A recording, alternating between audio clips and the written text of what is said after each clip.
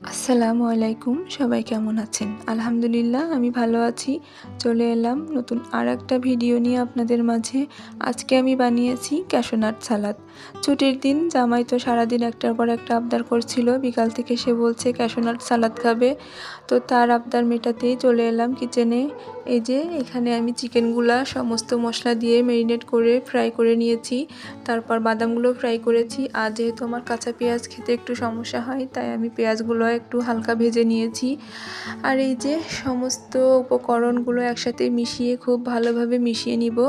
তারপরে উপর থেকে ভাজা চিকেনগুলা বাদামগুলা দিয়ে মিশিয়ে নেব। তো এই যে আপনাদের সাথে কথা বলতে বলতে কিন্তু আমার সালাদটা রেডি। আলহামদুলিল্লাহ, জামাই খেয়ে খুবই ভালো বলেছে, খুবই পছন্দ হয়েছে তার। তো আজকের মতো এই পর্যন্ত। দেখা হবে নেক্সট অন্য কোনো ভিডিওতে। সে পর্যন্ত সবাই ভালো থাকবেন, সুস্থ থাকবেন, আর সবাই সবার জন্য অনেক অনেক বেশি দোয়া করবেন। আল্লাহ হাফেজ।